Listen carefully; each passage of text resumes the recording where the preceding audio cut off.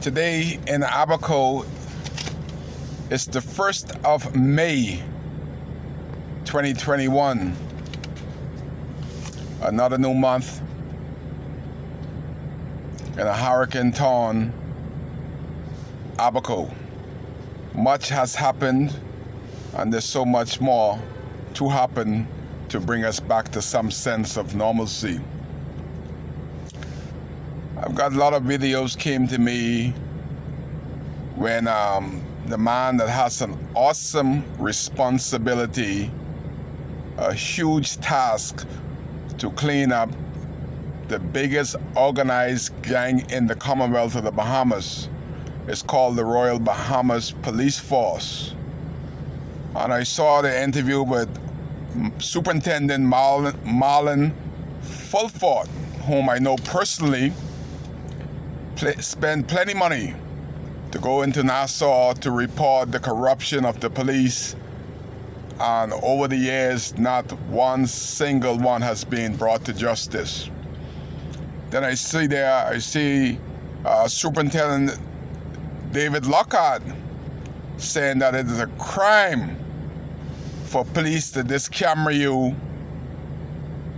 from taking a photo of the event what's going on.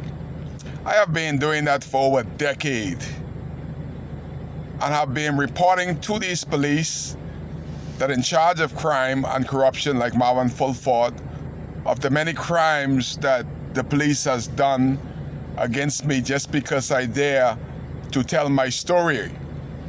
Because it's not often that you can be by yourself, but the video is very powerful.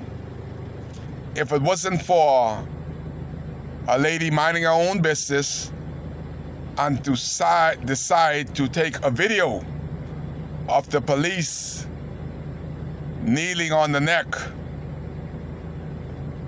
of an individual in the United States, there would not have been the biggest riot in the history of the district, nor would there be a settlement of $20-some thousand for the family of George Floyd.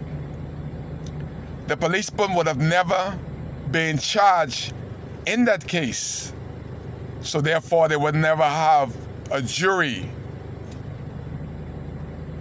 So because she saw something, she did something, and she videoed it. That's all Kai has been doing.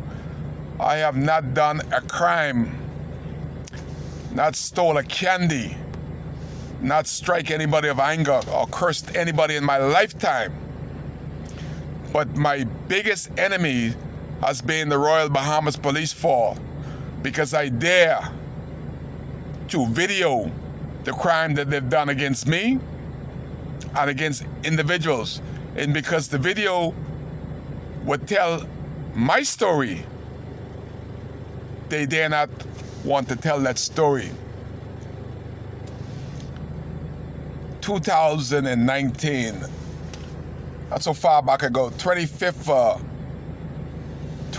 of June 2018, I was in front of the Marsh Harbour Police Station, and they set up this little police girl to assault me, to take my camera, while the other officers waiting for me to lash out against her. But I saw the setup and I videoed it, and they aggressively tried to take my camera, but weren't able to do so. And this has been happening for decades, because I know the power of the video. It was so hurtful for me in the front of the Marsh Harbour Police Station, so that I hired an attorney, my attorney, to write to 8 different agencies to speak about my displeasure in the breach of my constitutional right. And neither one of these agencies to date have answered Kai Mills. This is from the June 25th, 2018 incident in the Marsh Harbour Police Station that is located in Dunderstown. I wrote to the first person who was in charge of the Marsh Harbour Police Station, Superintendent Kevin Mortimer. Then I wrote to the then Governor General of the Commonwealth of the Bahamas, Her Excellency Dame Margaret Pinlin, the Governor General of the Commonwealth of the Bahamas. And I penned it to the Honorable Dr. Hubert Minnis, Prime Minister of the Commonwealth of the Bahamas.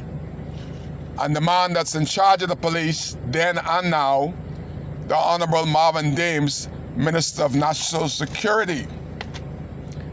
And I went on to pen a letter to the Honorable Carl W. Bell, QC, the Attorney General of the Commonwealth of the Bahamas. Then I went to CC the letter to the Honorable Philip Brave Davis. Many of y'all don't know his first name is Philip. You just know Brave Davis, QC, leader of Her Majesty Royal Opposition, still is. Then I wrote it to the Office of the Secretary General. I went as far as to write the United Nations Secretary Council. And all of this, Marvin Fulford, Superintendent in charge of crime and corruption. And boy, is there plenty crime and corruption going on here. I've also went as far as to tell Marvin Fulford of my arrest on the highway, S.C. Boodle Highway, in my taxi, park on the side of the street, taking a video of the corruption that the police is doing on the highway to a people that just went through a hurricane.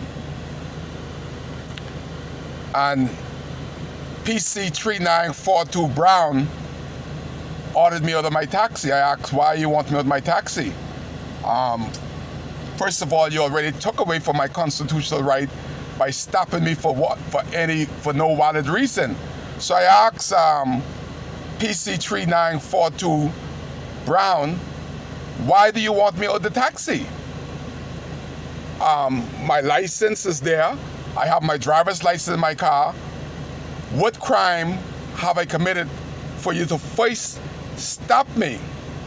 He opened the door, grabbed my camera first.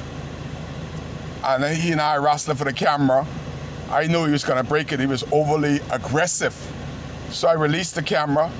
He went through my phone and deleted everything that I was recording. Then take the phone and threw it in the bus and said I am under arrest.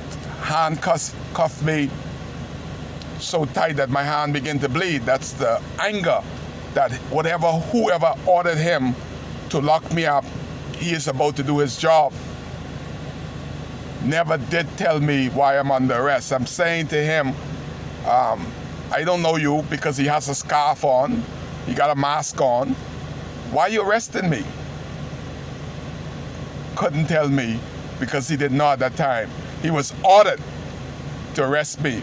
But I want to ask Marvin Fulford and David Lockhart, two superintendents that speak so highly about camera and disarming people about camera, when are they going to investigate PC 3942 Brown? I did my job.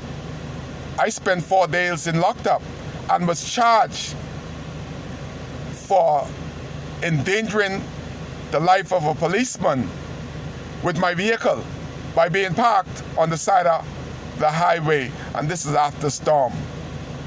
And this is where the corruption continues in the police force. PC Brown was able to have PC 4351 Bastian, DC 3507 Roll, and WDC 3802 Rollins to write a sworn statement to say, yes, Kai Mills tried to knock somebody down that he doesn't know that's wearing a mask. And they want the courts and the rest of the world to believe that. But My question to Marlon Fulford, when are you going to execute your job? When are you going to get these criminals off the street? In Abaco, it's so heartbreaking that I've never seen one projected or presumed drug dealer try to be a policeman. But I see in policemen in khaki, they are trying to befriend the drug dealer and trying to pocket money from the drug dealer. But there's not one single drug dealer that I've seen come out proudly and have a drink and a cocktail and an open bar with a policeman, especially in khaki. But the policemen are trying so hard to be a drug dealer. But there's not one single drug dealer in Abaco dare try to be a policeman. This is huge in Abaco. The corruption on the guys that are in charge in Abaco, that they continue to make the police force look bad in Abaco. And all Kai do is do the filming, and I'm this Cameron. Again, I'm asking for Marvin Fulford, superintendent, awesome responsibility. But how and when last has a policeman been put off the force, disciplined in a way that they never, ever corrupt the police force? You got a lot of them in Abaco right now. They're dirty cockroaches, and they're corrupting the police force to the core. And they are wearing khaki. How then? Marvin Fulford and Superintendent David Lockett, and when are y'all gonna do your work?